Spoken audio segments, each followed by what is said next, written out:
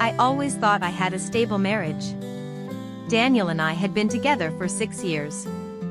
He was charming, dependable, the kind of man everyone thought was a perfect husband. But lately, things weren't adding up. He was always tired, always busy at work, and little things started slipping through the cracks. At first, I thought it was just money problems. I found strange receipts, hundreds of dollars at stores I'd never heard of. Designer baby clothes. Toys. I thought, is he in debt?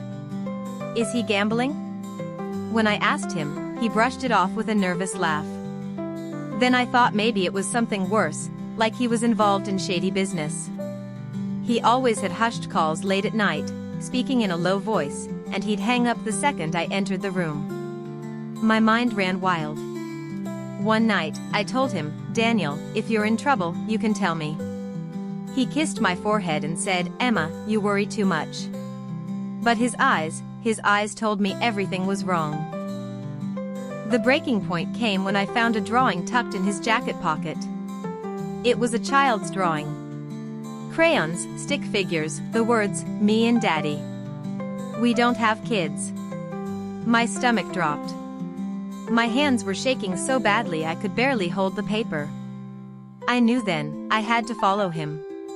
The next Friday, Daniel told me he'd be working late. Instead, I tailed his car from a distance. My heart pounded the entire drive. I told myself maybe it was nothing. Maybe he was helping a friend. He drove across town, into a quiet neighborhood, and pulled up to a small house. The porch light was on.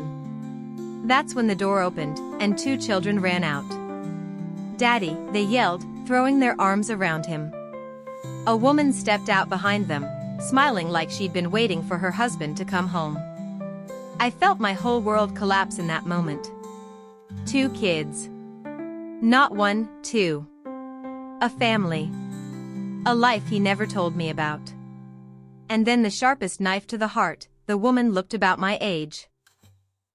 And when she kissed him, it wasn't like some affair. It was routine. Familiar. She thought he was hers.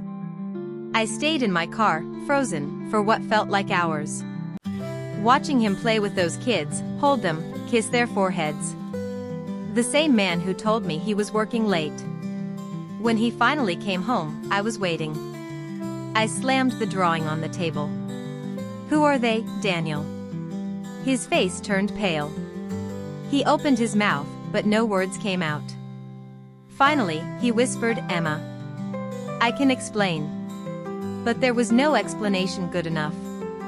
That night, I packed a bag and left. I couldn't sleep.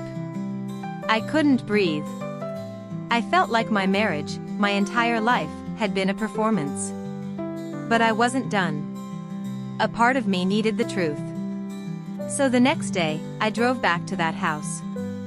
I knocked on the door. The woman answered. She looked at me, confused.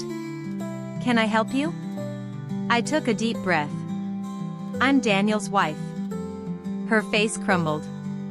She stared at me like I was a ghost. She shook her head.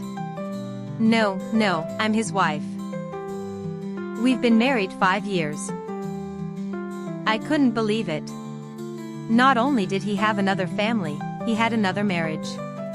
2 lives, running in parallel, and we had no idea about each other. The argument that followed between us was loud, messy, heartbreaking. And when Daniel finally showed up, both of us were waiting.